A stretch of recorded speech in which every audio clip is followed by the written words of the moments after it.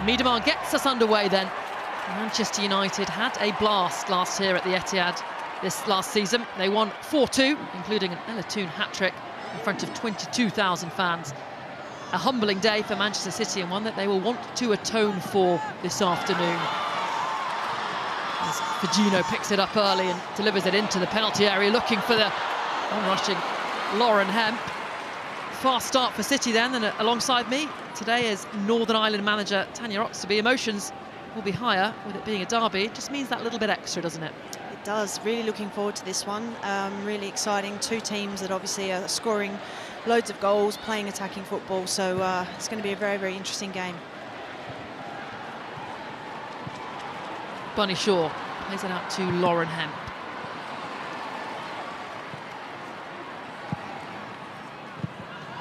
Eight assists in the WSL last season for Lauren Hemp.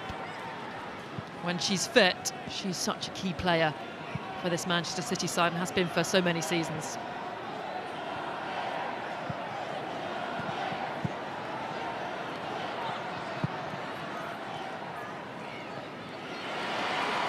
Turlen takes it well on the turn. Chosen ahead of Melvin Mallard this afternoon. Ella Toone, who scored a hat-trick in the league against City last season here at the Etihad. Couldn't quite believe her luck when a couple of mistakes at the back from City gave her some of the easiest goals she's probably ever scored. It's going to be a really interesting one in midfield with Park, if she's going to invert and try and overload centrally, or if she's actually going to give a little bit more width and try and stretch the back line of City. It's going to be a very tactical battle, I think, down that right-hand side.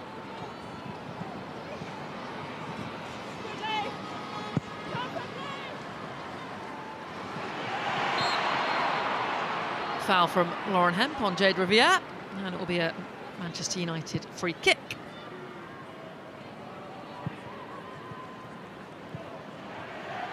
Here's Dominic Janssen back in the side after serving a suspension midweek in the Champions League, and with Millie Turner out, she is the next choice centre-back, dropping in from midfield. Lauren Hemp.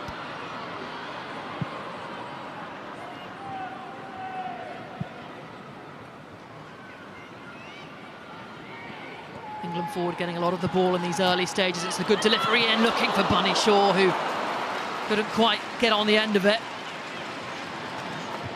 But Bunny Shaw up against Anna Sandberg's probably not a matchup you want if you're a Manchester United coach, Tanya. No, definitely not.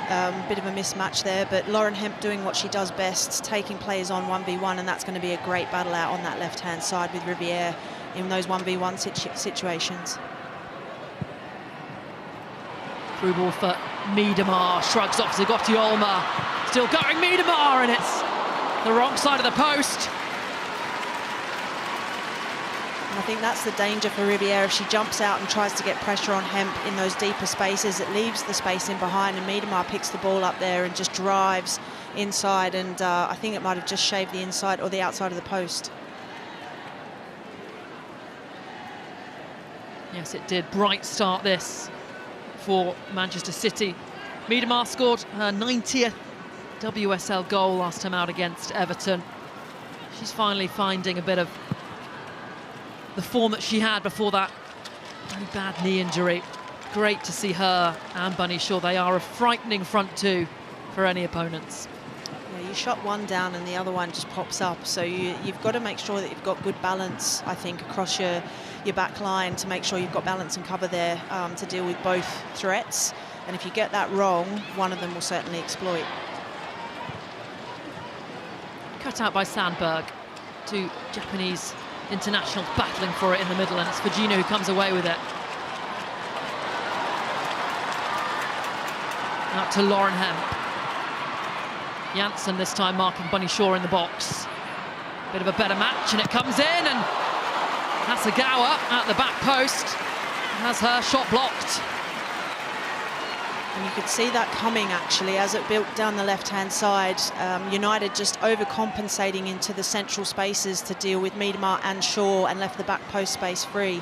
And that's just something we talked about 2 seconds ago, just making sure they get the balance right to be able to deal with both threats. First corner of the game then, and it's a corner for Manchester City.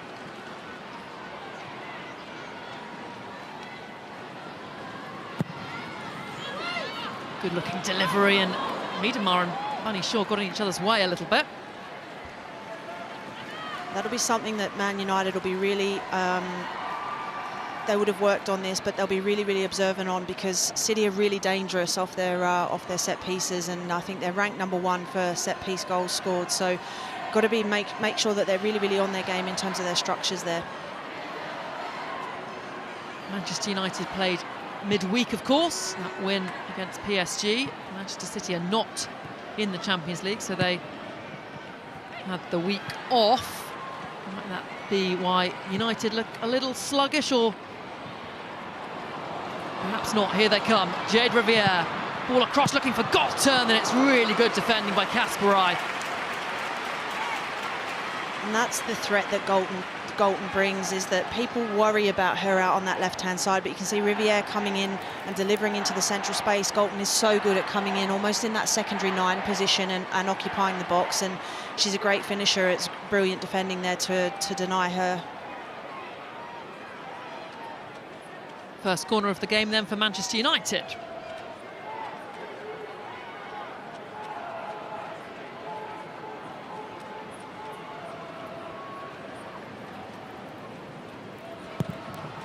And it comes from Sandberg. Out by Rebecca Knack. And here is Safia Middleton Patel. Had a real coming-of-age performance midweek. Started first ever appearance in the Champions League against Paris Saint-Germain, and she was brilliant. All the talk was about the return of Mary Earps, but it was this young Manchester United goalkeeper who was the star of the show. And Tanya Oxtoby alongside me, Northern Ireland manager. What a big moment for her then, playing at Old Trafford on Wednesday and now at the Etihad. It's what you want, right? You want to be playing in the big games. I think there'll be an element of maybe a little bit of mental fatigue from that sort of first appearance on Wednesday, but these are the games you want to be playing in, big stadiums, big games, Manchester derby, and she'll take a lot of confidence from that midweek performance, no doubt. Ball in from Riviere, sails over and goes behind for a goal kick. It's Japanese international Yamashita in goal this afternoon.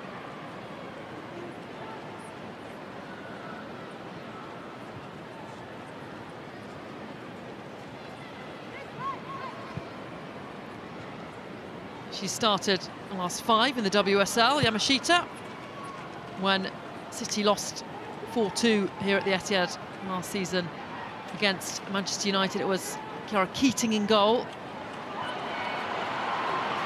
A couple of those errors at the back were from her and her defenders, so Yamashita won't have those ghosts haunting her. It was a very good press there from Manchester United, sort of trying to make it as predictable as possible and force Man City down their left-hand side. And again, that space opening up with Hemp dropping deeper and Miedemar running in behind, but dealt with really well there by Manchester United.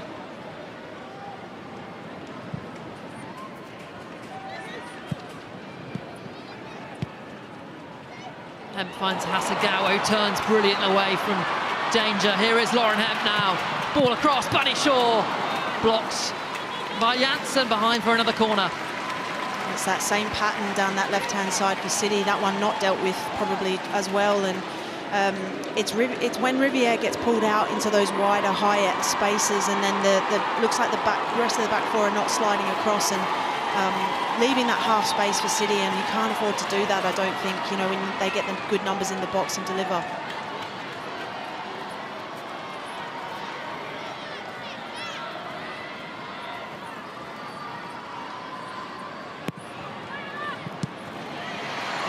Get past Anna Sandberg, who just looks to clear. It's a real let-off, I think, there for Manchester United. I think the delivery there is probably not what they were going for, City, and they want to try and make those opportunities count and get second and third phase if they can on those set pieces, and really put Manchester United under pressure in front of their home fans.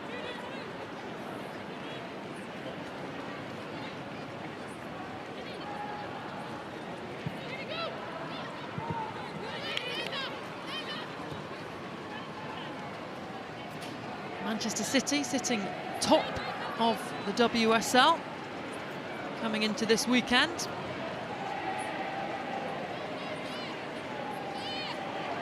They've been in good form under Andrea Jeglert's. Last 4 games, though, have been won by a single goal margin, so they've not been blowing teams away. Here comes Sandberg. Gino follows her all the way, and it's behind for a United corner, is it?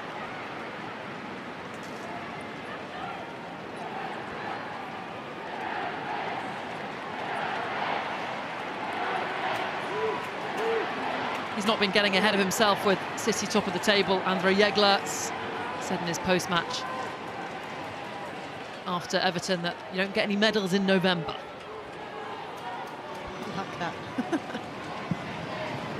And it comes from Zagotti Olma. Out by Rose, and Miyazawa's volley wasn't bad.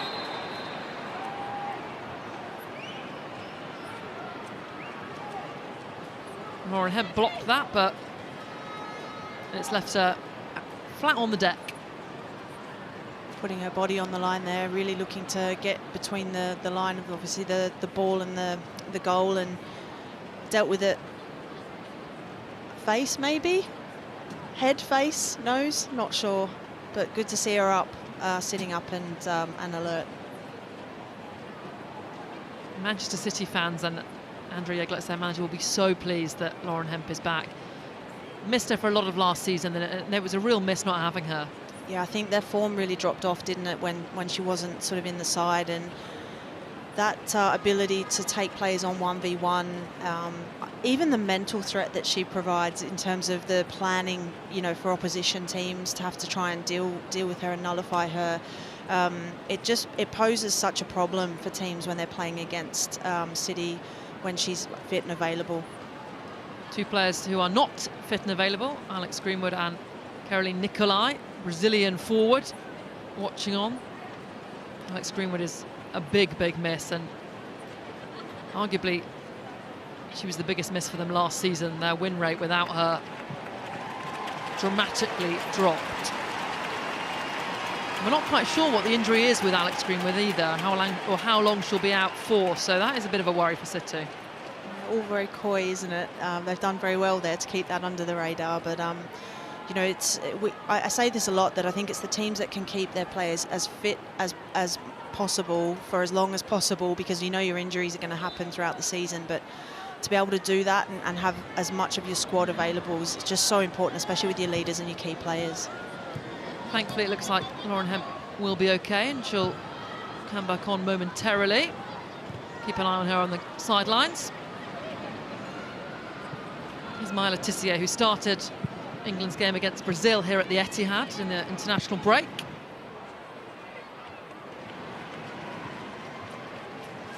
As a right back, though, not as a centre half. Oh, I'm not getting into that one.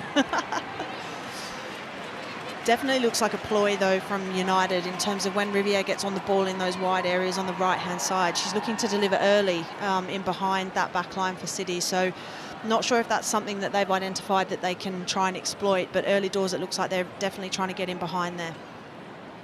Lauren Hemp's okay to continue, thankfully.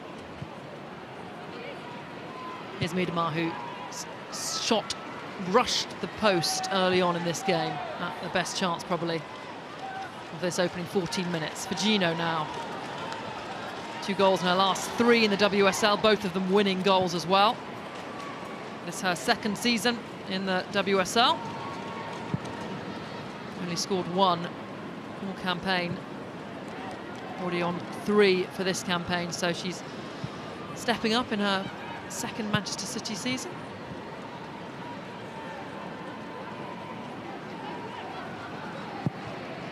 City making the pitch narrow, and Kasparai stretching it out on the right-hand side. Ball in is overhit, but Riviere didn't want to risk it going through to Hemp behind for a corner. It was so well worked by City there, creating a box in their midfield and pushing the right back on higher just to give them the width and get in a position where they can then look to deliver and get good numbers in the box. And I think well dealt with in terms of tracking back there from Riviere.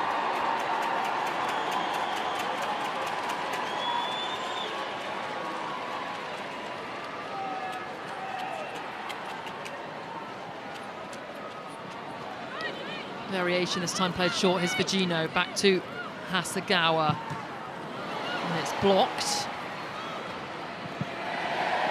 And Manchester United get the throw-in. Not sure whether that's well defended or poorly executed there. Probably a little bit of both, but you can see City are trying to change the angle of delivery and disrupt, I suppose, the organisation of Manchester United a little bit by playing it short first, but the delivery just wasn't there.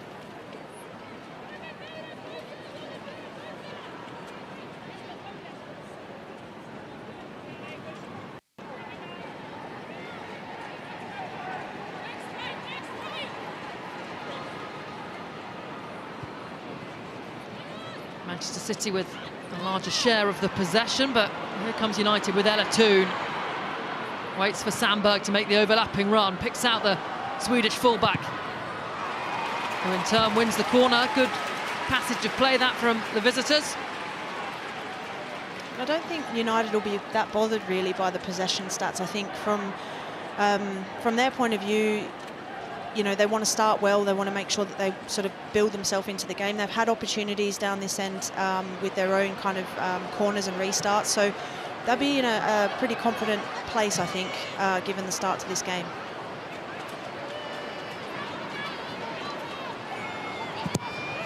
In comes the corner. Doesn't beat Hasegawa at the near post. Back across by Janssen. Breaks for Ella Toon, whose volley is a little bit wild.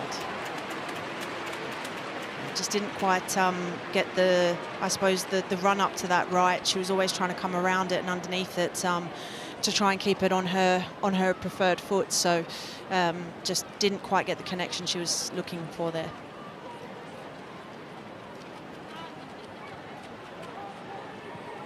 City with more possession, but unlike last season under Gareth Taylor, it's not possession for possession's sake. Have you been impressed by the change in style from Andre Jeglerts? Yeah, I like the patience that City show, but then the forward-thinking passing that this is a good example. Here is Bunny Shaw and Miedemar combining. Vigino lays it off to Bunny Shaw, who volleys it across, but Kasparai couldn't reach for it. The possession is almost to pull opposition teams out to try and exploit, as opposed to just keeping it and hoping that something comes to fruition. And this is a great example, and just needed a touch there to put it in the back of the net, but a really well worked move from City.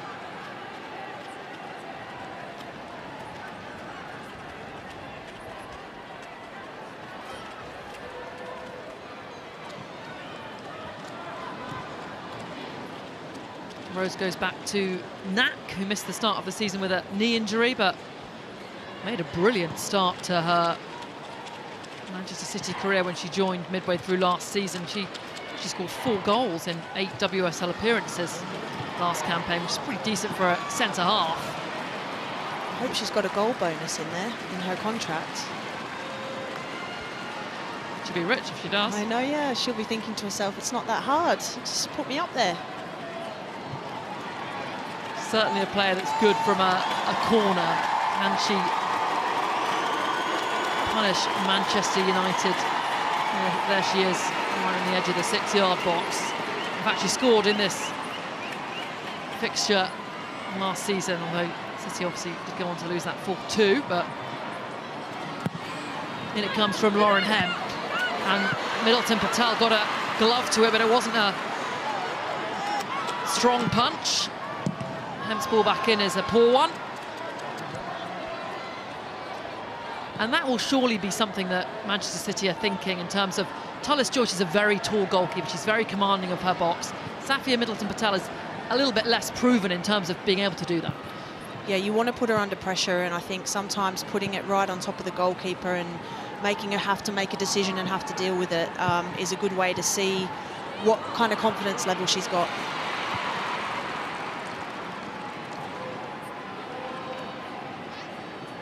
Here is the German defender, Knack. Finds Blinkiller Brown, who's played every game in all competitions this season for Manchester City. She is very much favoured under Andrea Glertz.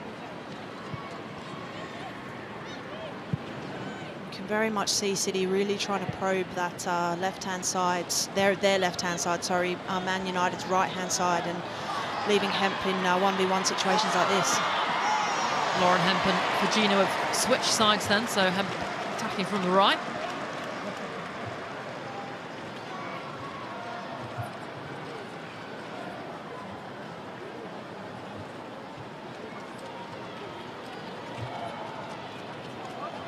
Not the strongest of punches, but did the job. Yeah, I think it was difficult because she had pressure on her there, and I think she'll take a bit of confidence from that one just to try and get that first punch under her belt and then build from there. If I'm City, I'm putting the next one on straight on top of her again. Well carried out by Maya Letizia, who's very good at doing that as a centre-half, carrying the ball up the pitch, getting her side forward. There's Jess Park, not seen much yet of Jess Park. Of course, a lot of the story of this game is about her and Grace Clinton. That deadline day swap as Sandberg, in fact, Leah Galton is in behind her. The ball across, cut out by Rose. Crucial intervention. Half chance that for Manchester United. It almost seemed to come out of nothing, that one, which was interesting. And that will be a free kick and the first yellow card of the game for Dominic Janssen. And I think she can have no complaints about that. No, you can get past me, but the ball is not going. I say stop. So, yeah, very tactical foul, shall we say.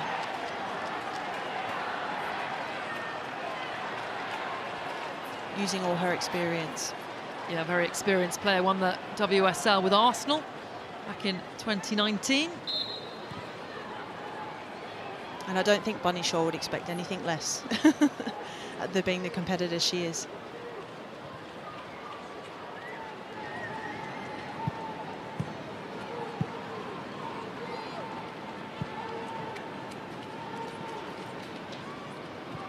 Here's Wahabi, who started every game in the WSL since being on the bench in their opening WSL game against Chelsea.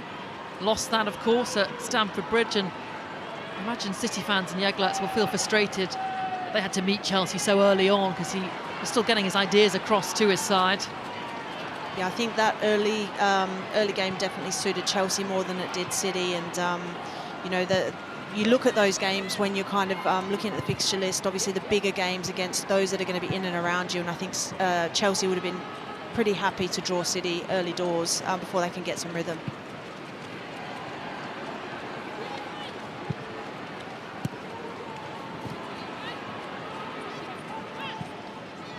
A look at the match stats then. City with more efforts on goal, but neither side is able to find the target yet.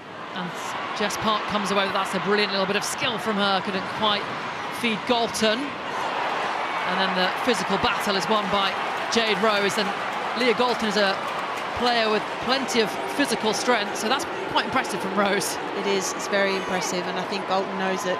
She had a cheeky look back at the referee, but I don't think she was actually really expecting anything. There. Just great strength from Rose, getting across and no nonsense, shoulder to shoulder, and then picking it up and moving away with it. First moment of what Jess Park has been doing for United since she joined there as well. Nice little trick. Named WSL Player of the Month for October. Her and Toon have got a really nice partnership, but we've not seen them combine it yet in this Manchester derby. She's been one of the signings of the summer for me, and the way in which she's in from Lauren Hebb. Sandberg didn't quite manage to head it clear. Hasegawa plays it through to Fujino, who does well to get there ahead of Sandberg. City building a good attack here for Gino into the penalty area. Sandberg needs to be careful, gets it across, and the clearance again isn't a great one, and it goes behind for Manchester City corner. I think United will be pretty disappointed with the way they've just defended that in those 1v1 areas. It's something they pride themselves on, and I think from a City point of view, kept it alive, kept working at second, third phase opportunities there, and now they've got themselves another corner. And will they put it right on top of Middleton Patel's head, as you suggested, Tanya Oxtoby?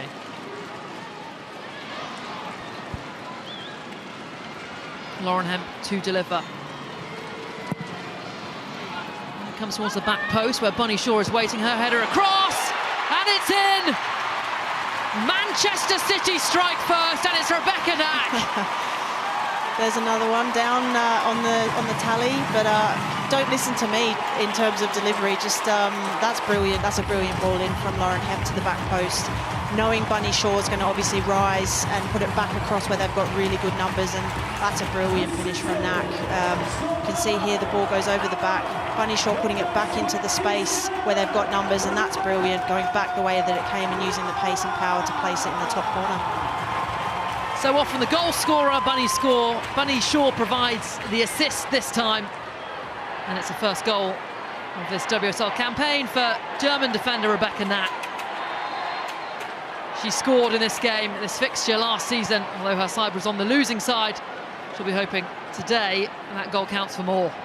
That's a real credit to Bunny Shaw there in terms of, like, A, keeping it alive, but B, you look at the numbers that she drags with her. I think it was Galton and one other Man United player there looking to try and affect the header back across goal, and what that does is open up spaces elsewhere, and that's just a credit to her aerial prowess and the presence she has in the box. And that is the 7th headed goal Manchester City have scored this season.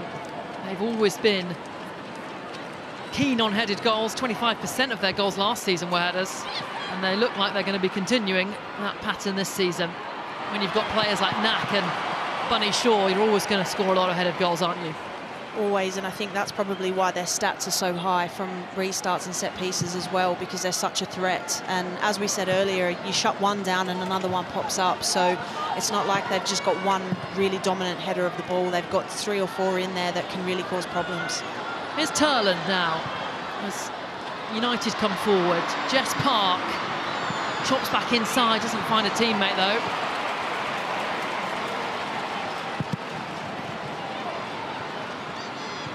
Abby gets away with that clearance, which rebounded off a red shirt. I would like to see United stretch the game a little bit more using the width. I think they're quite narrow as they get into that final third, and trying to create central overloads, but the space just isn't quite there at the moment. So might be something they look at half-time about how they can look to exploit a little bit better. Galton won't latch onto that through ball. Well brought out by Blinkilla Brown. Niedermar unable to get there though.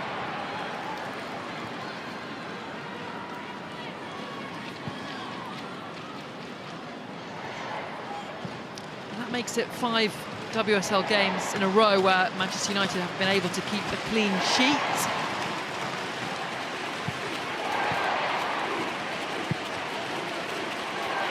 Brilliant ball. Zagotti Olma pokes it forward, and that will be a free kick for Manchester United. Knack knew what she was doing there, and she gets the yellow card for it as well. Yeah, I think she knew once she'd committed she had to go, and yeah, it's a cynical one, isn't it? No, can be no complaints with that. Both teams with a centre half then on a yellow card.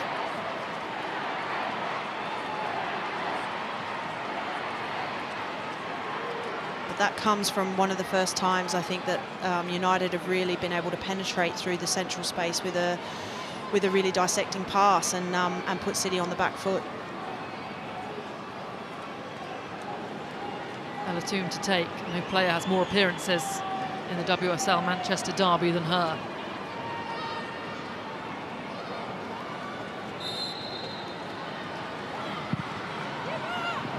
Delivery too close to Yamashita, who does well under the pressure.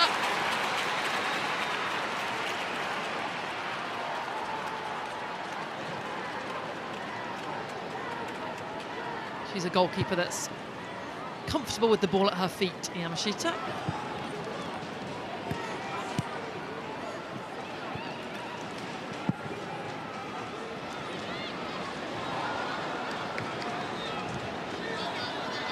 Here's Leah Galton, intercepted by Fujino.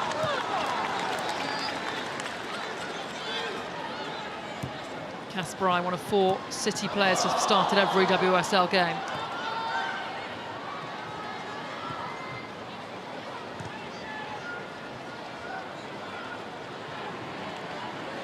So far, so good for Andre Eglert's side, with 15 minutes to go till half-time.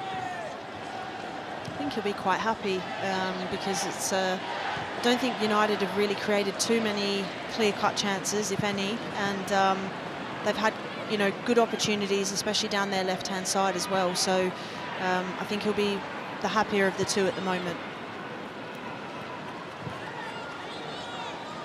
His Swedish fullback Sandberg. Dink delivery in, breaks for Galton, and blocked by Rose. Manchester City defender nearly teeing it up for Galton. Commentator's curse there, I think. But well defended in the end. Miedemar can't quite get onto it. She's been quiet after starting quickly and striking the post.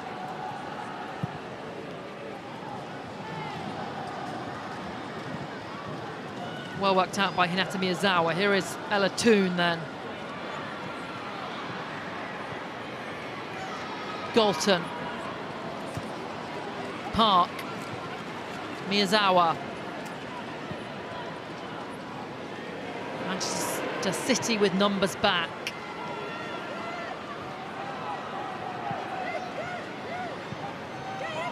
Sandberg.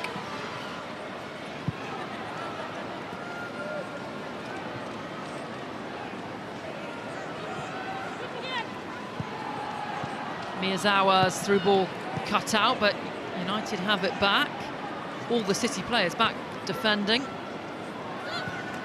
except for Bunny Shaw, who's just lingering in that middle part of the pitch. I think this is part of the, probably part of the problem for United is whilst they're maintaining possession, they don't have a lot of width, and therefore City can sit quite centrally and block those central spaces. And whilst they've got possession, there's not really anywhere for them to go with it at the moment. You can see on the right-hand side now they've got double width, which is probably causing more problems for City. They have to now go and press, but when they're just getting width through their fullbacks, it becomes a bit of an issue.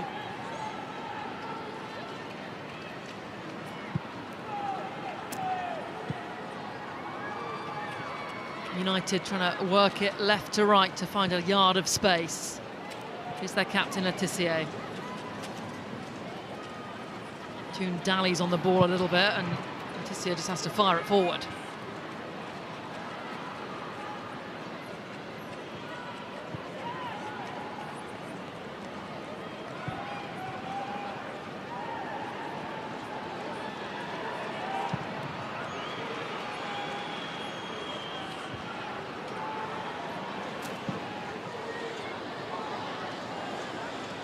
Miyazawa doing well to win that aerial battle with Bunny Shaw. And that will be a free kick to Manchester United. I think you can see what Lauren Hemp thought about that decision. Space for Park out on that right-hand side.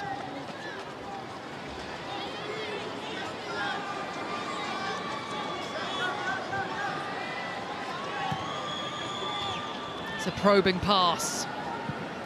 Here's Sandberg. Red shirts in the penalty area. Sandberg goes alone.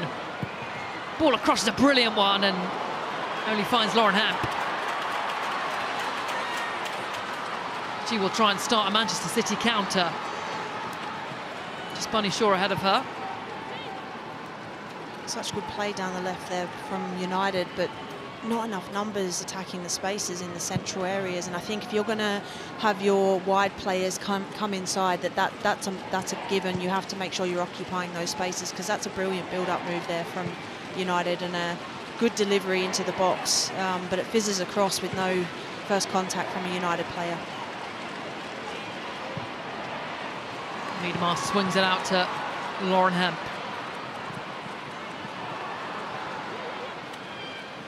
Up against Riviere.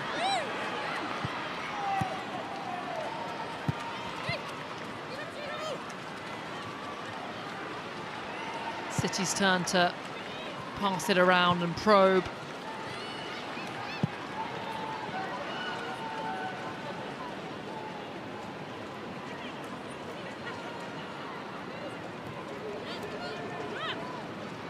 Here's the goal scorer, Rebecca Knack.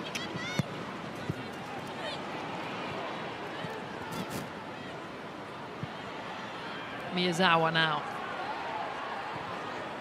Toon wants it. Toon gets it. That was Sandberg. Good combination here between the United players. Miyazawa in space. Finds Galton in the penalty area.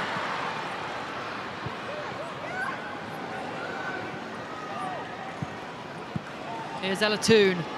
Lifts it goalwards, looking for Turlen. Might still break for the Norwegian. Looks like it struck her hand, and the referee agrees. Free kick for City, but a little bit better from Manchester United. Sustained period of possession, which allows them, I think, then to be able to try and build something in terms of their patterns and what they're looking to do. And you can see the little combinations out here on the left-hand side, and well, it's tight, very, very tight. And I think it's definitely a handball in the second phase there as well.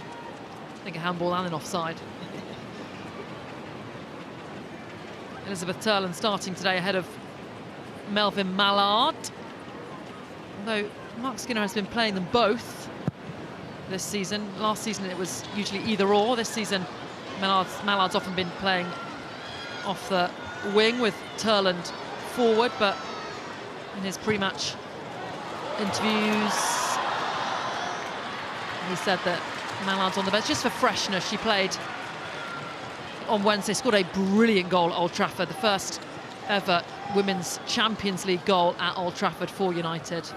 But they have her if they want to bring her on, and I think if the game stays like this late into the second half, Mark Skinner will think about bringing her on ASAP. Yeah, you definitely want an ace up your sleeve on the bench to be able to impact the game, and I think that's from his pre-match comments, that's kind of the thinking behind it, is allow her the time to recover and then come off the bench and really impact the game and cause some problems. They've got her and Fridolina Rolfo, both of those players have won the Champions League, so they're very experienced stars. Ella Toon finds Park. 1-2. And Toon comes away with it into Jess Park. Wahabi does just enough.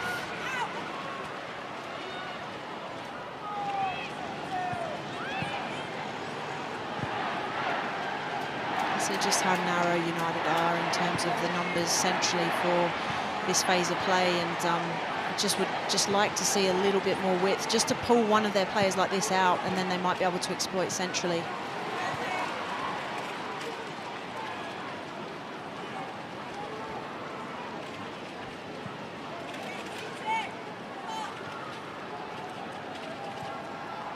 Manchester City have only kept one clean sheet in 10 games in all competitions, and that was against bottom of the table West Ham in the WSL. So United will know that they can be got at, but Jeglas has also spoken about how they're looking to fix things in terms of some defensive issues that they've had and try and concede fewer, and so far defensively they look pretty solid.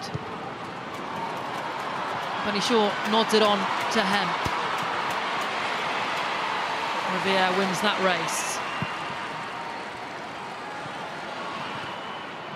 Brilliant layoff from Turland.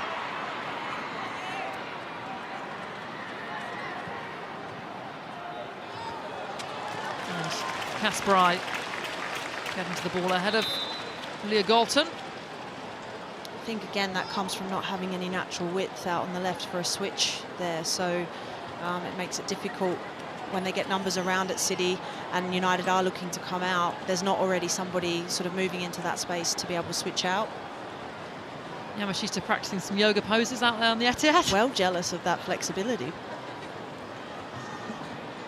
And a chance for us to have a look at the Manchester City goal then. 2 brilliant headers, 1 an assist and 1 a goal. And that is why the scoreline is Manchester City 1, Manchester United 0. Great header, really, really good finish, I think. And I think City will go in obviously really pleased if it stays at 1-0. They'll go in really happy with the scoreline, but also the performance. And I think just touching back on that point about their defensive kind of structures and wanting to improve in that area, they haven't scored probably as many goals as we've seen them in previous seasons as well. So the scorelines have been tight. So really tightening up in that area will give them a little bit more breathing space, and it's all about those fine margins.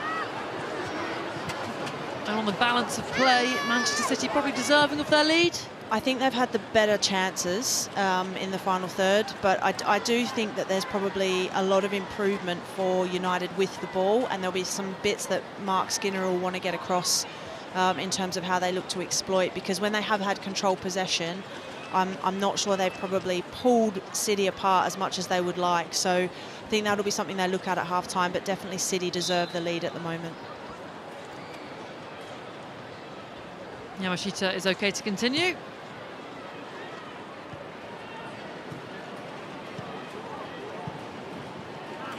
Here's Hemp. Wahhabi on the overlap from a Barcelona player.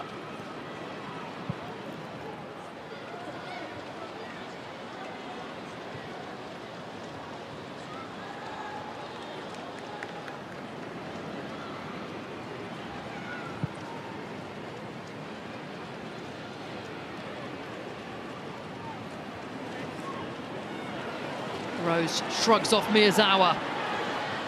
Still going the centre half, finds Kasparai.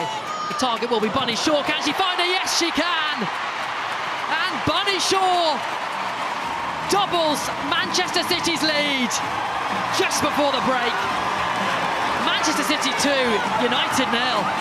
Wow, City made that look so easy, and I don't actually think it is. Rose, brilliant driving run to try and commit numbers and the press, and that's the difference between having width and not having width. You know, I think City have done that brilliantly in maintaining width on both sides, and you know the threat that Shaw's going to pose. She stays central, she stays in those dangerous areas. Rose carrying the ball, narrowing United off, and so the right back, Kasparai, nice and high, early ball in behind. That's so difficult to defend. I think if you're a centre half and you try and deal with that, you're putting it either in your own net or you have to let it go, and that's a brilliant finish from Bunny Shaw, and I think United will be so disappointed to switch off from that break. Bunny Shaw takes her goal tally to 6, making her the leading goal scorer in the WSL, now 1 ahead of Manchester United's Melvin Mallard, who is sitting on the bench. Sucker punch that for United just before the break. Yeah, I was just about to say, if I'm Mark Skinner, I'd be fuming at that, because there's been a break in play, the goalkeeper's gone down, and it's almost as if the United players have just switched off for, you know, the first 30 seconds of that period of play there, and it's cost them dearly.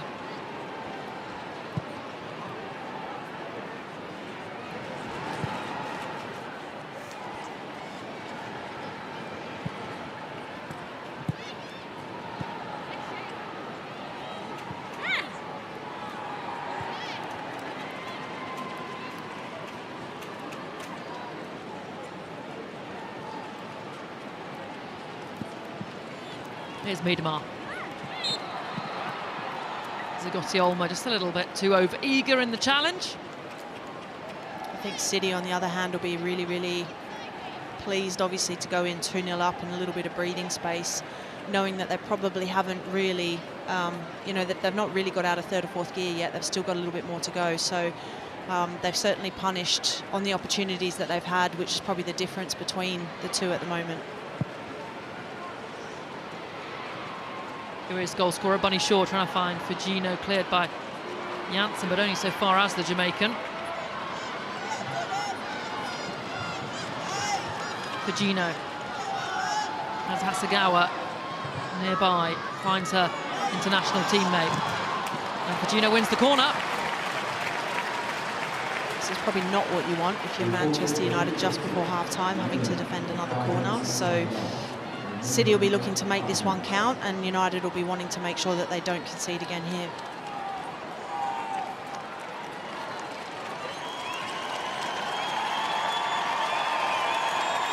Miedema looks in a little bit of discomfort there as well. So maybe one thing to keep an eye on in terms of testing out that knee. 5 minutes of stoppage time.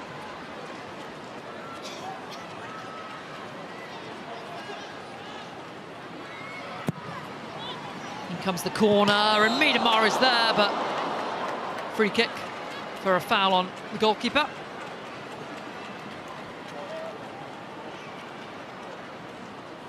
Good delivery from Lauren Hemp again, just looking to get on the edge of the back post there, and the keeper having to come and try and deal with that. And didn't look like there was too much wrong with Miedema's knee in that effort. So I'll sit here and be quiet now. Fujino trying to pin Middleton Patel, the United goalkeeper. United trying to play out from the backs very successfully. Until Sandberg gives it away. Here's Kasparai. Finds Hemp.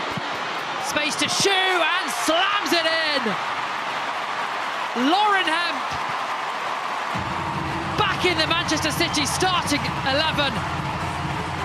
Gets the third goal here at the Etihad. Her first goal of this WSL campaign.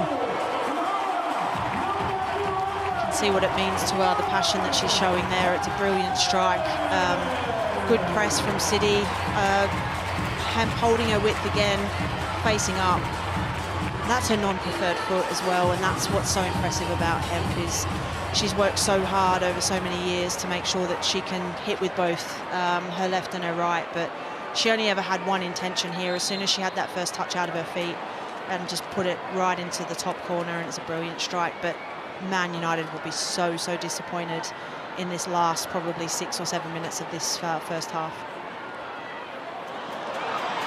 And here come City again. Shaw can't find Miedema. And what started as quite a tight contest is looking pretty comfortable now for Manchester City. 2 goals right at the end of this first half.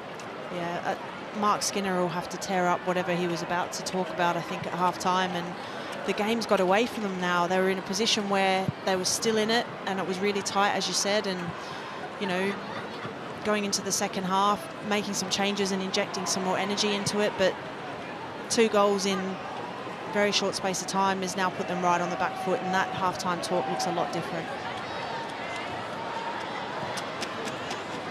Sandberg looking for Galton. Rose plays it out of play.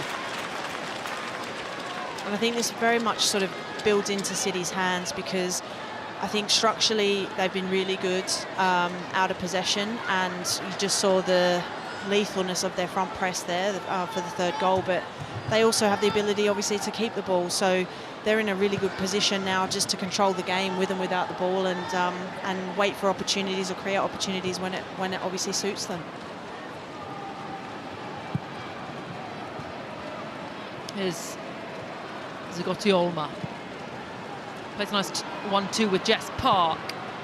Her delivery doesn't get past Hasegawa. It's Park again, dispossessed by Miedema. Throw-in goes the way of Manchester United.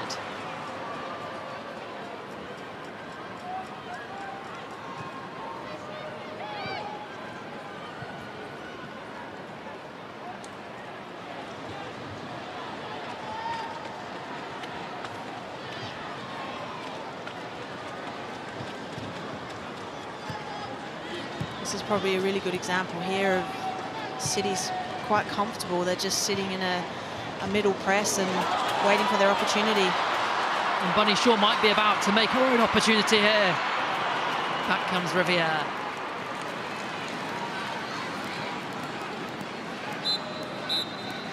And there's the half-time whistle then. What started as a close encounter has turned into a Manchester City dream first half. Rebecca Knack gave them the lead on the 26th minute. A nice header from a corner after it was cushioned back across by Bunny Shaw.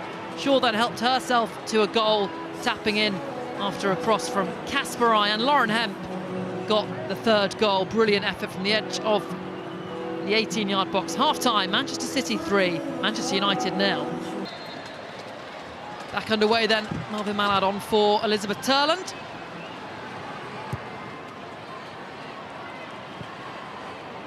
Manchester City with 3 shots on target in the first half and 3 goals to show for it. Manchester United with a big uphill task if they're to get anything from this game. Alongside me again for this second half is Northern Ireland manager Tanya Roxtoby. And City obviously were very good in that first half, but Man United a little sluggish from midweek, or has rotations affected them? I think mentally they did look a little bit fatigued there. The 2 goals that they've conceded be really disappointing from their perspective and very preventable, and I think that just comes from concentration. So yes, you want to be playing in the big games midweek, and that would have taken a lot of mental energy, but these are the games you've got to be able to back it up for, and they will be really, really disappointed in that probably last 10 minutes of the first half to be in this position. Here's Leah Galton.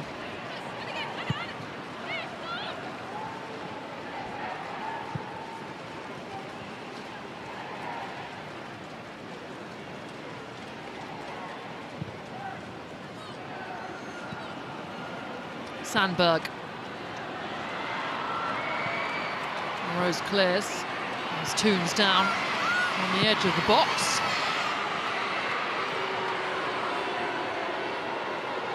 United will carry on.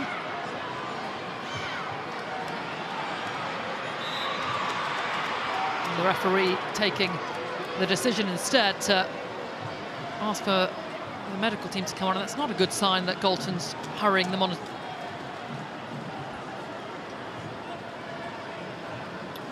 It didn't look like there was a lot of contact. Maybe we'll see. Okay, yeah, from this angle, yeah. Yeah, that's a nasty one, especially when all her weight's going through that leg. Hopefully Toon will be okay. Yeah, that looked really painful, actually. Caught on the back of the ankle. Ankle issues are always so painful, aren't they? Yeah, it's never nice, especially if, you know, that's come from behind, so she wouldn't have actually seen the contact coming either, and obviously she's concentrating on kind of the ball, and you can see by sort of the fact that she hasn't really moved a lot that I think she's probably in a fair bit of pain there, concerning from her point of view. But that passage of play actually was a lot better from United in terms of they had double width out on that left-hand side, which allowed Toon the space to be able to get through in that half space, and that's probably something they didn't do well in the first half. Simia Wujo getting prepped to come on to replace Ella Toon, and Mark Skinner, who was all smiles when he arrived at the Etihad, is looking rather glum now. It's gone from bad to worse. So I think it's one of the last things you want as a manager is, you know, you want to get through the game. Obviously you want a good performance, you want a good result, but also you don't want any injuries, and I think that's, we spoke about it at the start of the programme, it's a difficult one. There's the headed goal which broke this game open. And the second from Khadija Bunny Shaw.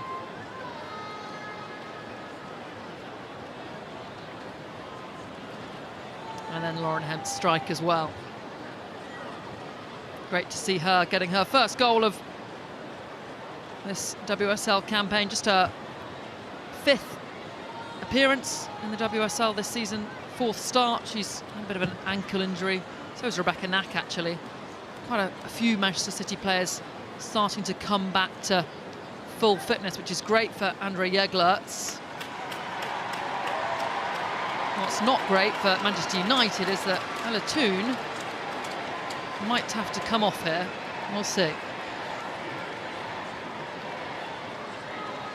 Good to see her up and walking off the pitch, being able to put a little bit of weight through that, but she still looks a little bit ginger and not overly confident on that ankle.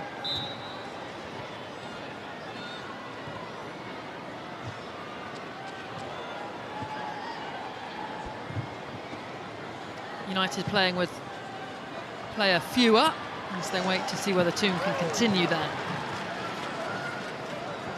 And Mallard coming in that 9 position will just cause a little bit more of a problem for City, because she will sort of look to stretch in behind as opposed to looking to link up and come into feet. So that will hopefully create a little bit more space for the midfielders for Manchester United to get on the ball if they're going to overload centrally. Here is Mallard. The goal she scored at Old Trafford against PSG was brilliant. She shrugged off Mbok, who is a international star, and then drove into the penalty area and just whipped it beyond Mary Earps. It was a very, very good goal. And she's a woman that is in fine form for Manchester United. 6 goals in all comps this season for them. Hasn't always been a starter under Mark Skinner, but this season she's really cementing her place in the lineup. She's had to be patient and wait for her opportunity, hasn't she? And I think you're right, this season she's really cemented her spot, and probably really unlucky not to start the game tonight. City on the attack here. Bunny Shaw with space on the edge of the box. Too far in front of Lauren Hemp. Mark Skinner did say in his pre-match that Mallard wasn't starting with freshness. It was not a tactical decision. He was trying to rotate, and United of course are playing on 4 fronts. They're in the League Cup, they're in the FA Cup, they're in the Champions League competition, which City are not, and they've got Wolfsburg midweek, Manchester United, and perhaps today proving that it's a bit of a challenge if you don't have a really deep squad to fight on all those fronts. It is a really it's a tough balance to get right in terms of how many changes should you make to keep the team fresh without losing rhythm and without losing, I suppose, the flow of what you're going after, and yet try and make sure that everybody in the squad is hungry and that you're still getting the performance that you're after. And first and foremost, you have to play the game that's in front of you, and make sure that you're obviously going for the win and the performance. I think today, there's elements from United, towards the back end of that first half that they'll be disappointed with. Looks like Ella Toon's back on and running about. That's great to see, because initially I thought she might be done for this afternoon. It might be one of those ones that if you keep moving it and you keep it warm, that you can kind of push through it. As soon as you stop, it's going to start to swell up. And after this game, there is a break in the WSL for international fixtures. Galton heads it on to Mallard. 2 defenders around her. She did really well, the French forward. Doesn't get the corner she wanted, but was causing all sorts of problems. She's posing a different threat for the 2 centre-backs for City there, and her strength and power, needing a double up there to try and deal with the situation, which is promising for United. I have no idea if that was a corner or a goal kick, looking at that again. I don't.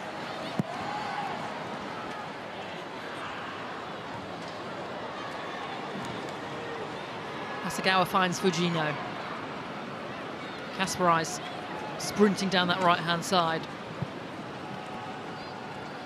Using the width for City, brilliant little combination, but Miyazawa had followed the run of her Japanese teammate.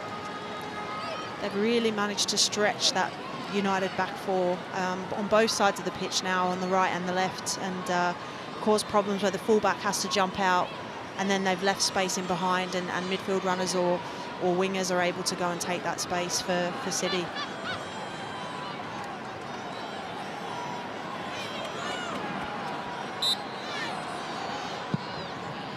Cleared by Janssen, up to Mallard. Good work from Mallard, but no support around her. She's always going to lose the ball in that situation.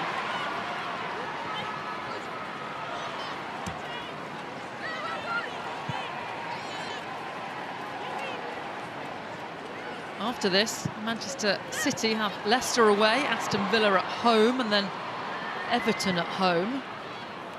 In early February, Man City have Chelsea and then Arsenal straight after. That might be a defining moment for them in their season, but if they can keep racking up the points, they'll go into those two games confident, and as things stand, they're top of the table, so it's all in their hands. Yeah, they're in a good position, and I think, you know, as much as you want to be playing Champions League football, the fact that they're not, I think, allows them to focus on the league and obviously the cup fixtures as well. So they'll certainly be the favourites in terms of the number of games that they're going to have to deal with, and you know, they'll have 1 game weeks to prep and make sure that they're ready, and they've got the squad to deal with that. So you know, they'll want to make that count, and that's a good run of games obviously leading into the Christmas break and giving themselves a platform to launch the second half of the season. Miedemar lays it off to Hasegawa, who plays it forward looking for Shaw. Out is Riviere and Middleton Patel, who didn't seem to be communicating about who would take charge of the situation.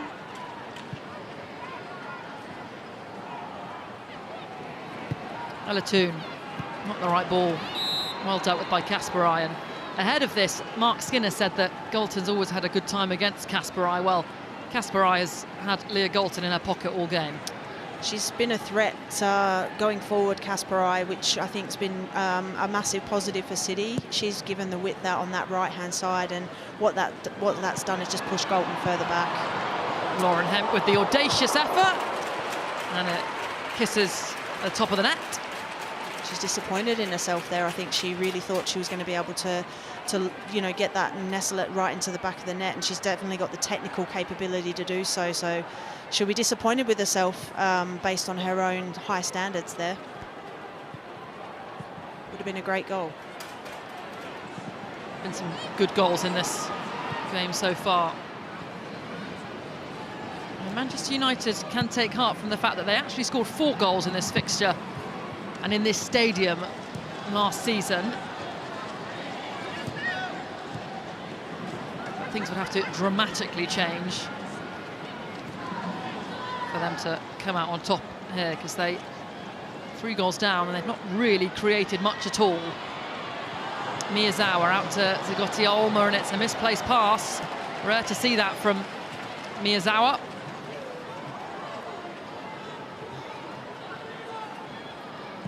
It's an interesting one because, again, there's not a lot of width for United. I know I've said it a fair few times, but it just allows City to sit really comfortably in those central spaces and not really have to do too much in terms of shifting their structure defensively.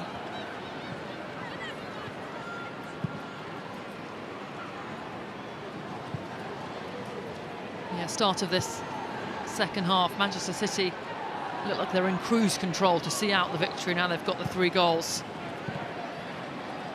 The onus is on Manchester United to bring the game to them. Yeah, they don't have to do too much, do they? They just need to make sure that they're doing the fundamentals and doing them consistently well. Here's Bunny Shaw.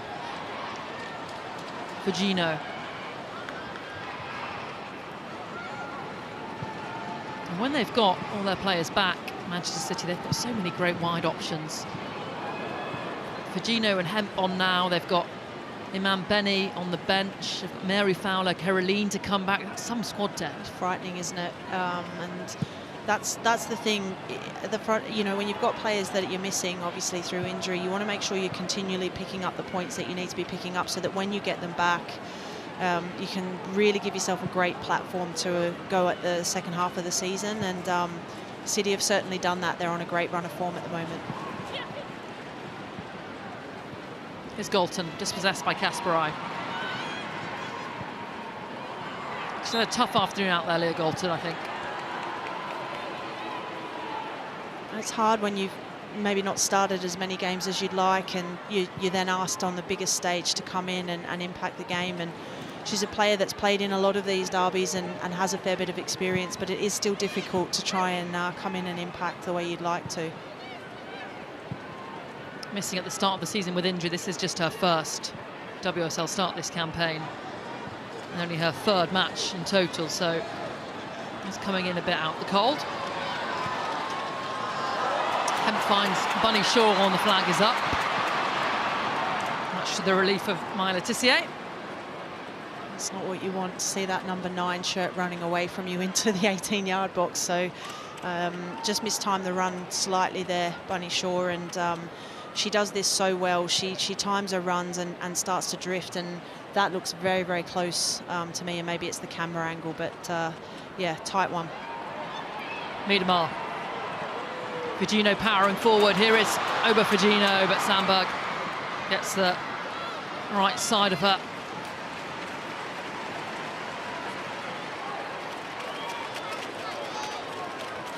Enjoying a hot dog there. Just making me hungry. Yeah, jealous. The Man City fans certainly enjoying themselves this afternoon. They scored their first goal from a corner. Miedemar seems all smiles.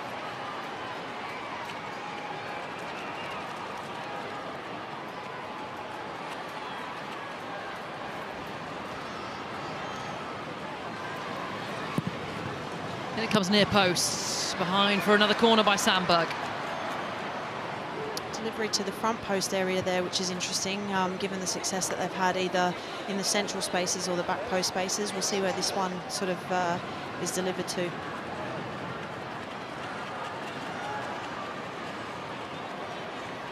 More changes coming then for Mark Skinner's side. Blundell and Rolfo readying themselves. Corner taken short, and Zagotti Olma will deal with it. They've been quite varied in the corners they've put in, Manchester City, to varying degrees of effect.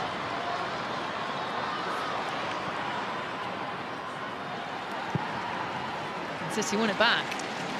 Disappointed with that one, City. I think that's twice they've tried to play a short corner to sort of disrupt United structure, and it's not really sort of come off or been executed to the best of their ability.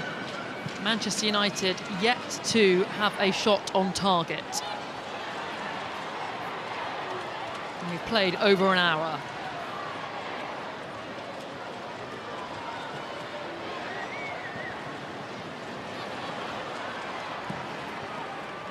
United throw in. And here come those changes then. Friedlin Rolfo, former Champions League winner with Barcelona, is some player to be able to bring on, as is Hannah Blundell, very experienced player in the WSL. So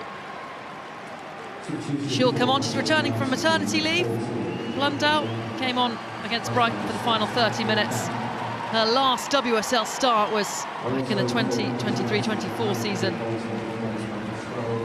She's back in, and on comes summer signing Friedlina Rolfo with 2 goals in the Champions League already for her. And lots of thinking behind those changes, Tanya. I think Rolfo will provide a little bit more natural width out on this left-hand side, and I wonder whether there's probably twofold with Blundell. Obviously, he's trying to get her back some match minutes and slowly build her back up, but also with a view that Riviere may be looking to start, obviously, the game against Wolfsburg, so just trying to get a little bit more freshness in her legs as well. Brilliant ball to find Melvin Mallard. Leaves the ball behind her, and is the flag up? Must be, because otherwise she wouldn't have left it. There it is. And that's the difference, I think, between obviously Turland and Mallard in the central spaces. There is that stretch running behind it just causes a different problem for the defenders, and you know, if that's again, that's really, really close and tight, but it just gives them a different problem to have to solve their City in terms of their line and where they set up. Mark Skinner looking frustrated on the sidelines. United heading for back-to-back WSL defeats then. Remember, they lost last weekend 1-0 to Aston Villa. And early on in the season, but this result would put some distance between the two Manchester sides. It would make it 7 points between them, with City top of the table and Manchester United in third. Here's Zagotti Olma. Now just to find Park, who loses it. So much of the discussion ahead of this derby was Park and Clinton. Well, Clinton's on the bench, and Park hasn't really impacted the game. No, she's been trying to invert the majority of the time off that right-hand side, which has worked in previous WSL games for United, but she hasn't quite got on the ball and impacted the game the way she'd like, I don't think. So something for her to really think through. And as we said, I think the width has been a real problem for United, and you know, stretching City's back four and creating pockets of space has not quite been there today.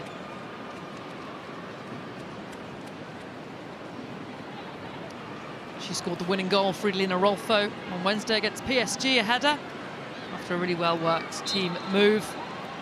Yet to score in the WSL, Rolfo. I'm sure the goal will come soon for a player of her quality as Bunny Shaw wins the free kick.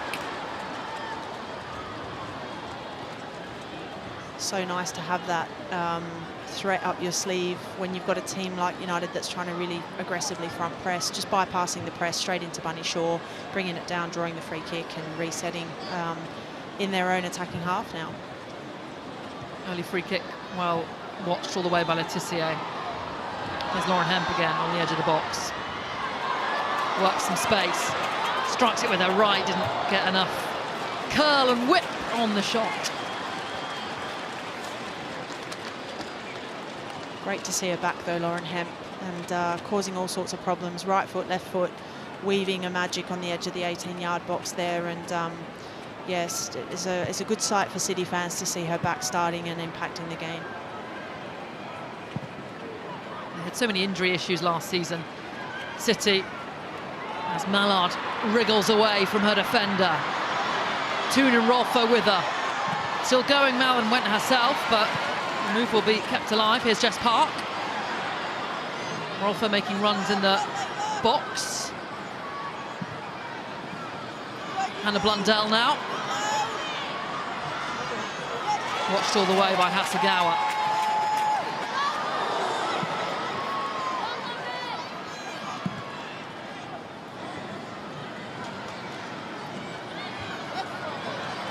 Nicely done by Zigotti Olma, joined this summer from Bayern Munich. It's been a very astute signing for Manchester United. Here's Mallard. Again, an isolated figure, Mallard. Too many players around her. Yeah, City are doubling and tripling up in those areas and making sure that they're very, you know, effective in shutting down those spaces. And again, all very congested in those sort of more central areas.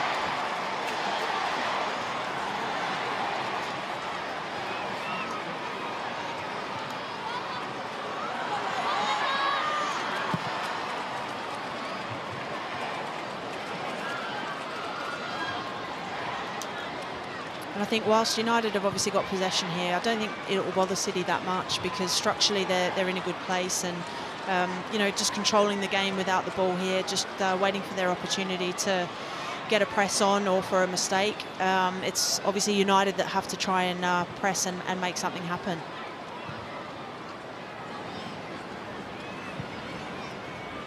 Here's Sandberg.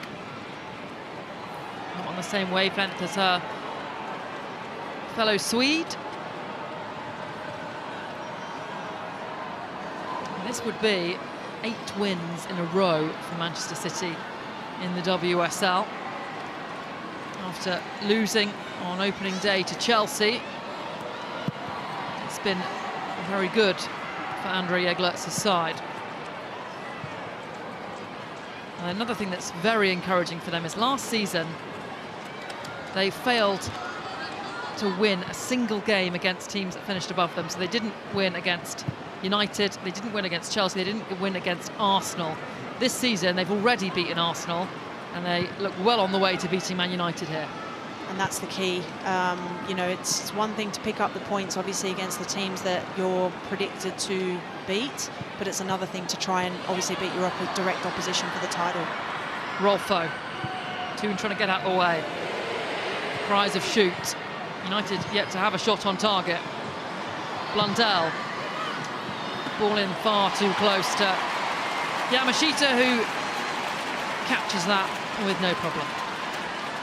and it's those head-to-head games with the top 3 or 4 teams that define the season, really. And you've got to make sure that you've got the consistency week in, week out against the teams, as I said, that you're expected to get results against. But it's the big games, the head-to-head games, that cause the problems for teams and when they slip up.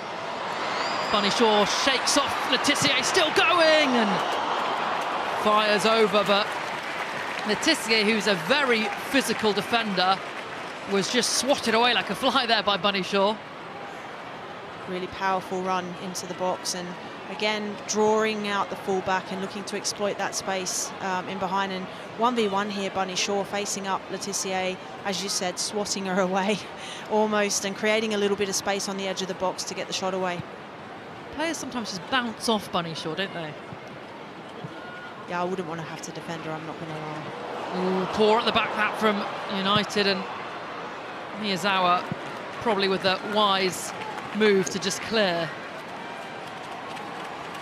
I feel a little sorry for Safia Middleton-Patel. It's her first WSL start.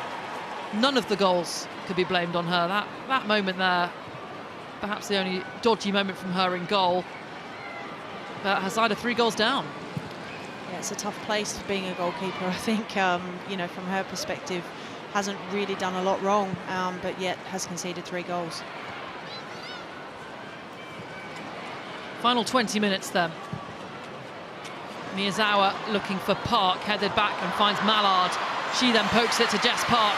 Touch takes her wide, and a shot is off the woodwork.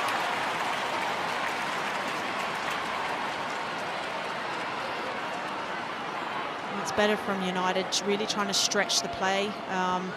Referee paying advantage here, and Park getting an opportunity and obviously hitting the post, but it's better trying to open the space up and come out the non-dominant side and really turn City around facing their own goal. The touch took her a little wide. And it was well struck, but still not on target. Jess Park, who's got 3 goals in her last 3 WSL games for United.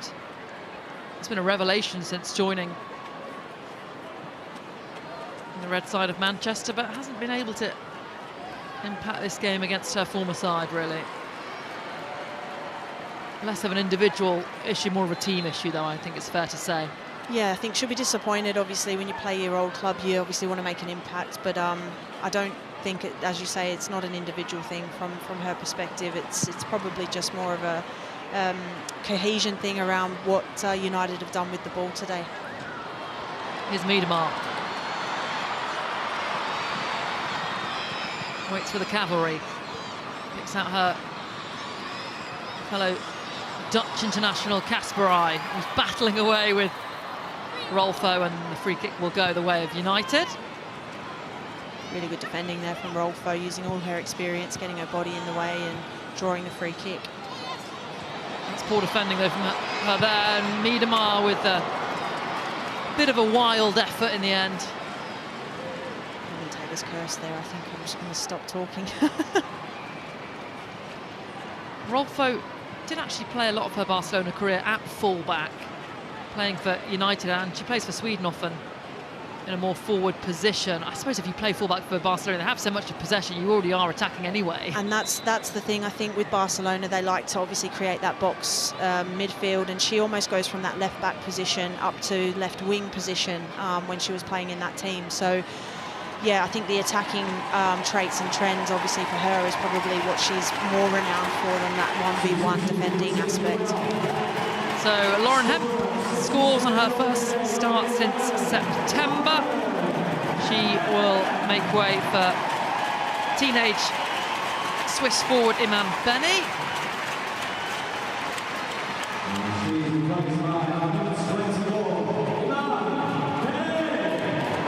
Good afternoon for Lauren Hemp. She's proving a bit of a revelation, Beni. Already has 2 goals in the WSL, and Blinkela Brown this afternoon is also over. She's replaced by Sydney Lohman, signed this summer after winning the double with Bayern Munich. Jess Park also coming off, and on comes the very experienced Rachel Williams. Are United going to two up front, or might Mallard move out towards a more wide position? We'll keep an eye on it. My gut tells me they might go with two up top just to try and get something out of this game, but yeah, we'll have to have a look. Here's Melvin Mallard. Trying to inject some urgency.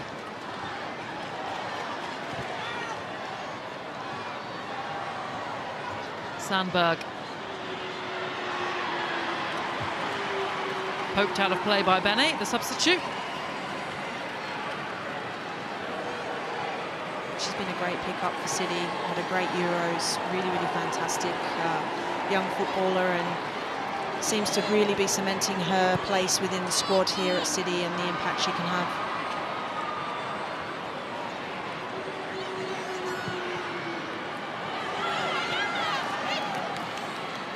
Rolls all the way through to Yamashita. Rachel Williams, who's come on for United, 37 years of age, has 4 career goals against City, none of them though for Manchester United.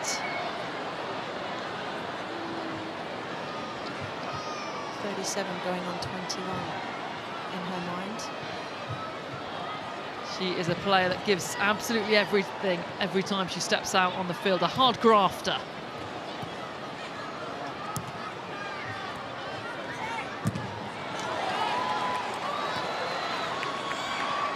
Blundell. Into the final quarter of an hour. City sitting comfortably 3-0 up and top of the WSL table as things stand. This would take them 4 points above Chelsea, who play Liverpool tomorrow. And this would take them 7 points clear of Manchester United.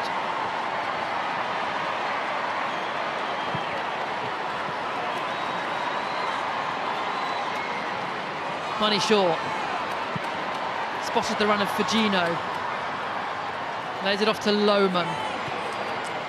Here's Benny, poked out and behind for a corner by Sandberg. Really well worked there by City, quite patient, winning their 1v1 duels in terms of maintaining possession and keeping the ball, and looking to try and shift from one side to the other and try and create an opening. Another opportunity now for a set piece.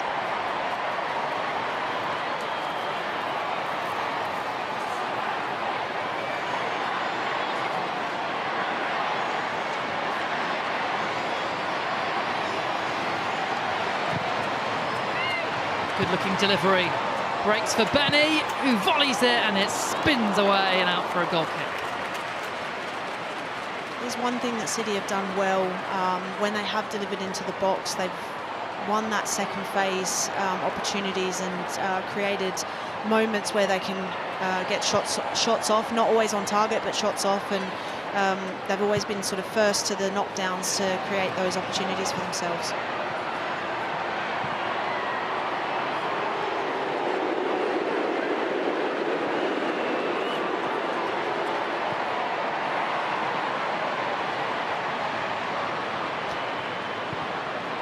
Mexican wave going around the Etihad. That's how relaxed the City fans are about the game. They're side up by 3-0.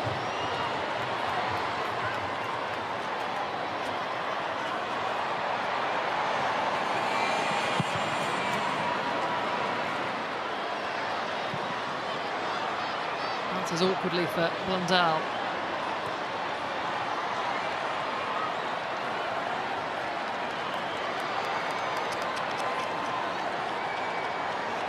Coming into this game, no side had scored more WSL goals than Manchester City, and they've added 3 to that tally, so 23 goals they've now scored in 9 WSL matches.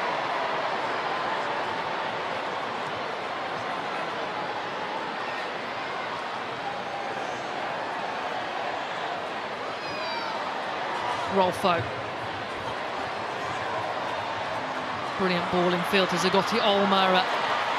There is Miedema to win it back.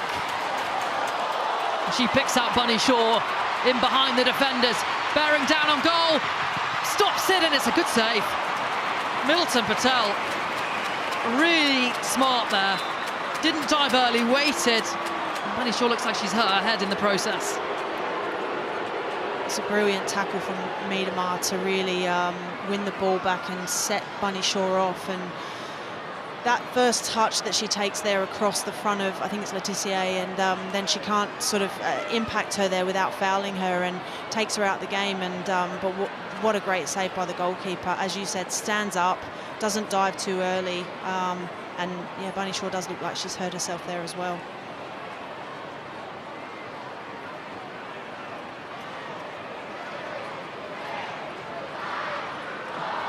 Perfect pass, though, from Vivian Miedema to split the two defenders. Hard to see from those replays what happened to Bunny Shaw. Yeah, I'm not sure if there was a little bit of contact with the arm on the follow-through. I don't think it was anything malicious, but just as the defender came past there, I'm not sure if there was a little bit of contact on the head. But what City have done really, really well in the second half of this game is those midfield tackles and the ability to win the ball back when United have had a little bit of maintained possession has really affected their United's ability to be able to build anything in terms of going forward. So that one there from Miedema is a classic example. The desire and the will to want to get back and win that ball back and then set off the attack is a real feature of their game this season, City.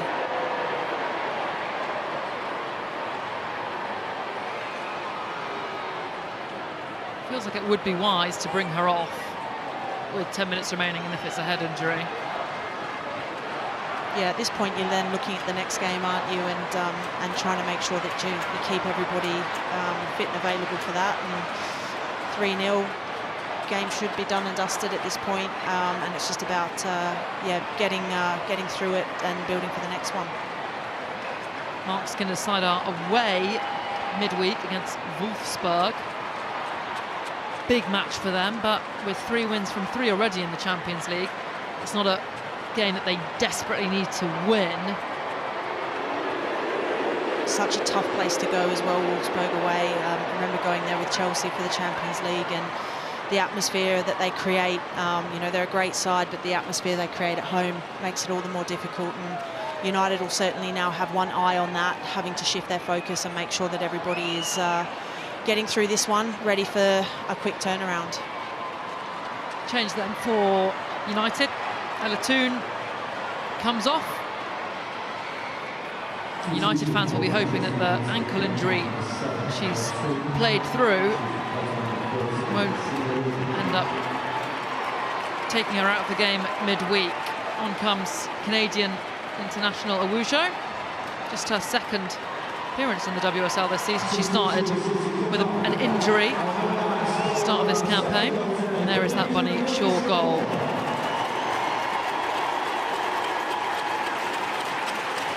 You have to say everything positive in terms of going forward for City has come through. Kasparai on that right-hand side, she's been outstanding today, and real credit to her in terms of she's done a defensive job, but also effective going forward as well. And Bunny Shaw has come off then to be replaced by Grace Clinton. Signed, of course, on deadline day from Manchester United in that swap for Jess Park. She scored 8 goals in 21 WSL appearances last season for United. She was a key player for them. Her career at City hasn't really got underway. She just scored on her debut, but injuries have hampered her availability since then.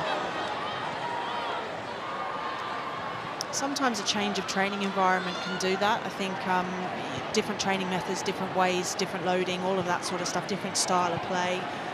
It takes players a little bit of time to find their feet and adjust from a physical point of view. So hopefully this is just a little bit of a teething problems for Clinton, and she'll find her feet and get her rhythm. Andre Eglerts did say ahead of this game that he's got no doubt that she will be an important player for Manchester City this season and in seasons to come as well.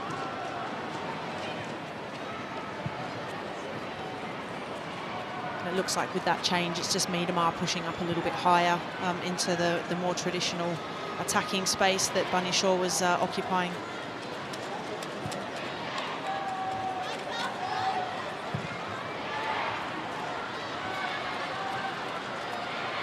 Yamashita will waste every second she can.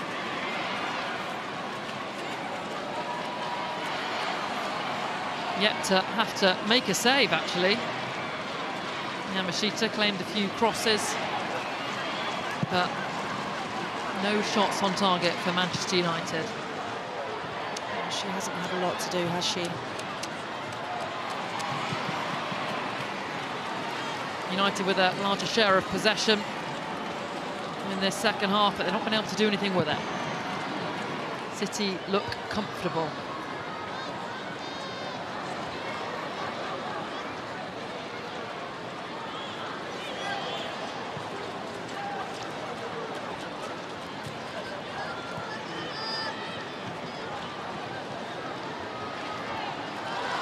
Miedemar comes away with it. Into the final 5 minutes now. Yui Hasegawa goes from range, and it's straight at Middleton Patel. I can see what she was trying to do there, but I just wonder whether the slip pass on the outside was on to try and, I think it might have been Clinton making the run on the outside to slide her in, but comfortable save for the goalkeeper in the end.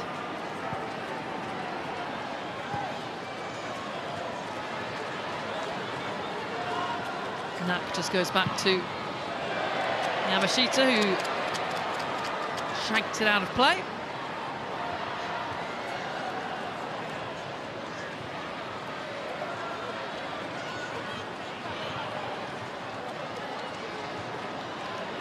Sandberg. Rolfo now.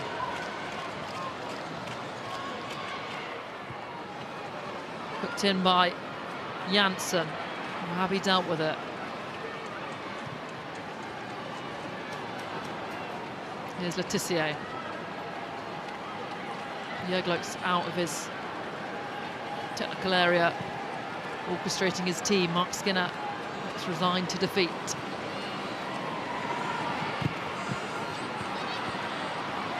Here's Awujo.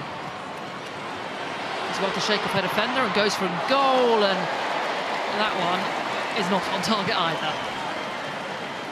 Yeah, hasn't troubled the goalkeeper, that shot, but trying to cut inside on her right foot here and drive and open the goal up, but just gets the execution of the shot all wrong, high and wide, and not needing to pull anything from the goalkeeper in terms of a save there. Manchester United had a dream derby day last season here at the Etihad. They won by 4 goals to 2. Manchester City are making amends for that loss and getting their revenge here.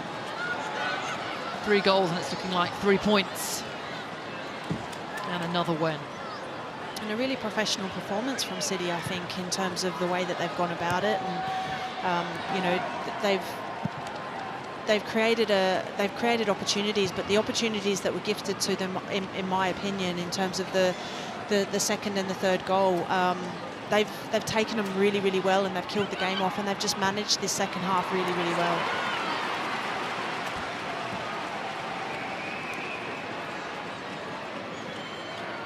I think on the flip of that, from Manchester United, I think they'll be, as I said, ever so disappointed with that 10 minutes just before the half-time break, because it just changed the whole complexity of the game. And you know, you give yourself such a mountain to climb at 3-0. You know, you go in 1-0 and you know, you're still in the game, and you can make tweaks and think about how you're going to affect the second half. But 3-0 is a massive mountain to climb, and it just played into City's hands, really. And coming into this, only Chelsea had conceded fewer goals than United, as Rolfo latches onto the through ball, whips it across, looking for Williams, but I think Wahhabi got a crucial touch just to take the ball away from Williams. But yes, United conceded very few goals in the WSL, and they often keep things very tight, whether that's winning by a tight margin or not conceding too many and getting the draw. But today, that defensive stability has come undone. Awujo. Blundell back with the Canadian. It's now with Zagoti Olma. She's looking for Rolfo, heads it back across. Williams got the volley in, but Rose was there to block and to try and set Miedemar away.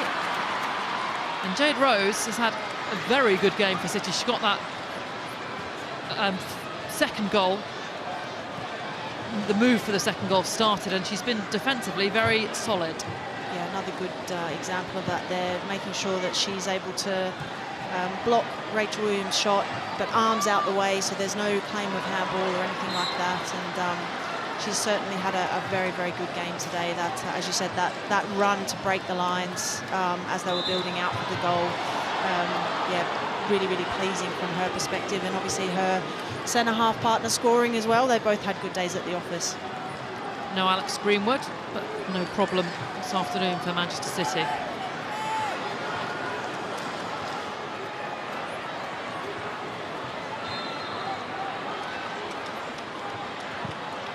Here comes from Zagoti Olma, and it's flicked behind by Rose.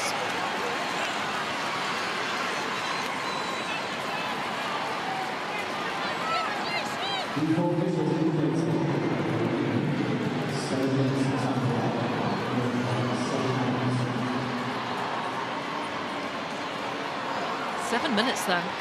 Nice chunk of time at the end of the 90. And that's a poor delivery, but Zagoti Olma has spared the blushes as Miedemar gives her another opportunity to get the corner in.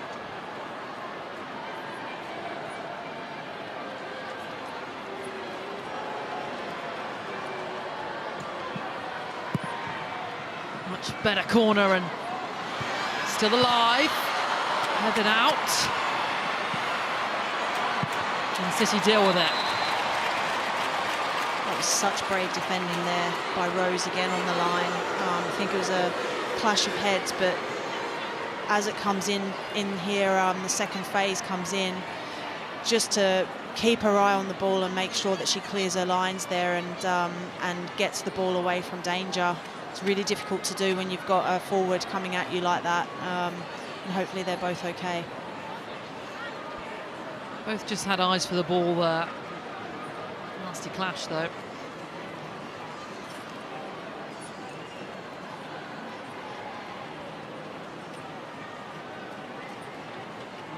Oh, and you can see the after effects of that clash on Simi Awujo's forehead.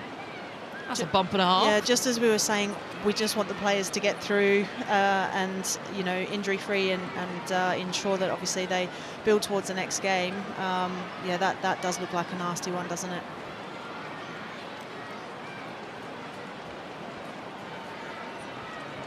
It really does. I'll just be doing the concussion protocols, but oh, you can see the clash I've had there, and it is very unpleasant.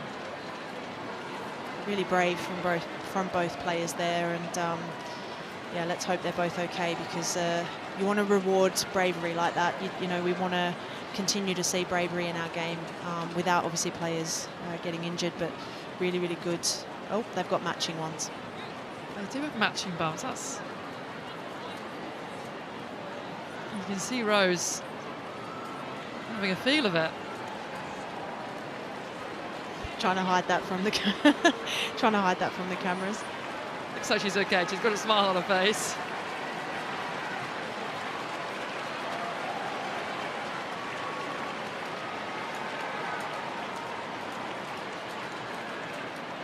They both look okay.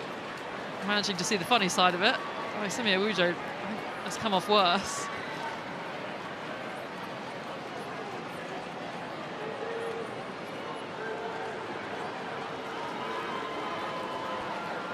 Yeah, two international teammates, their national team teammates, having a little bit of a laugh, which is a good sign that they both obviously seem to be okay, which is good.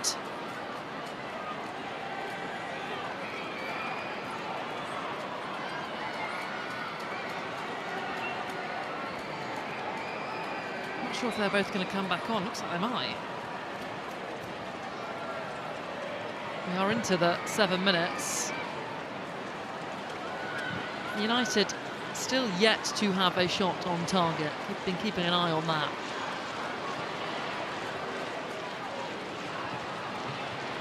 Here's Letitia. Players queuing up in the penalty area, and it comes, and Melvin Mallard had gone to make the spectacular, but it was cleared before it would reach her. That would have been amazing. Yeah, good effort, and City will be desperate to keep a clean sheet. They'll want to go in and finish this game off and make sure they keep a clean sheet for sure. It doesn't look like we're going to finish with the full complement of 11. And I think that's wise. In comes the delivery. Hannah Blundell at the back post and loops it over. Hasn't managed to quite catch it. I think that was Rose, actually. She's come back on and she thought about going for the header there, and then yeah, got blocked off by Rach Williams.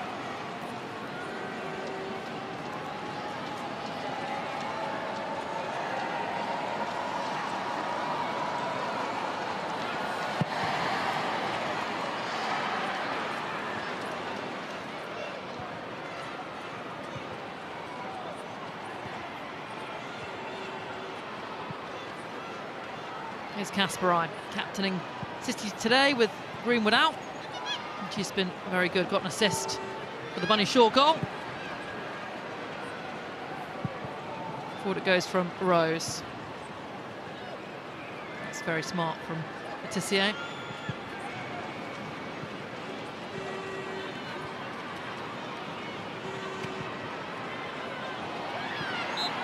Ball had gone out of play.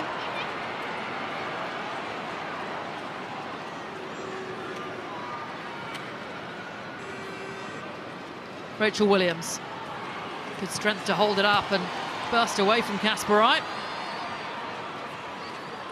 The issue is she's got nowhere to go.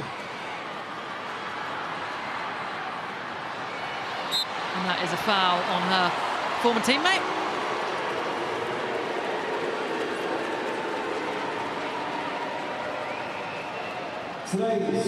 Lauren Hemp got the third goal of the game as the stadium announcer, I believe, announces Miedemar as the player of the game.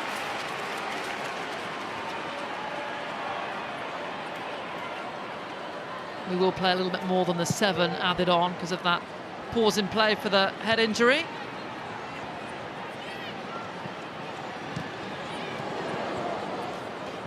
Here is Miedemar, nods it down, looking for Clinton. It's cleared. Here is Grace Clinton.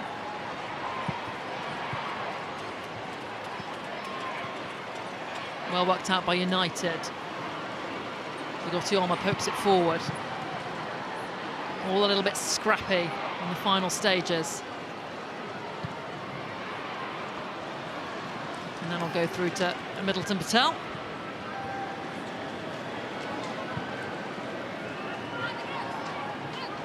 I suspect both sides would be grateful to hear the final whistle now. Yeah, at this point it's just about seeing the game out, isn't it? And yeah. Williams wins the free kick. All smiles from Rebecca Knack. She got the first goal.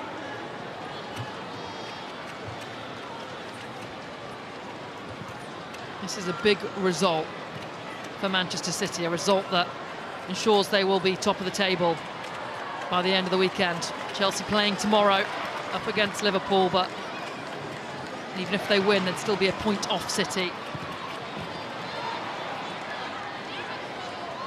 Miedemar waits for the run.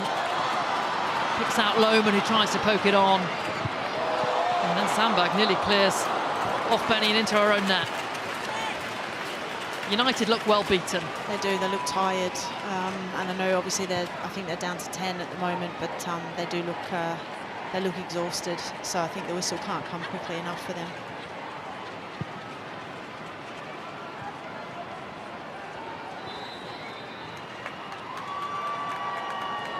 I think some of the crowd thought that full-time whistle had gone. It had not.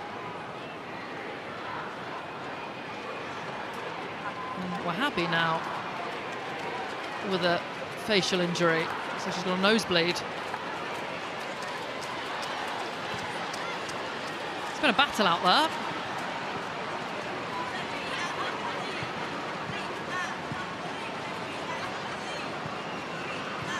Rolfo. Sandberg's ball across, met by Mallard, who didn't get enough contact on it. Too much of a glancing header.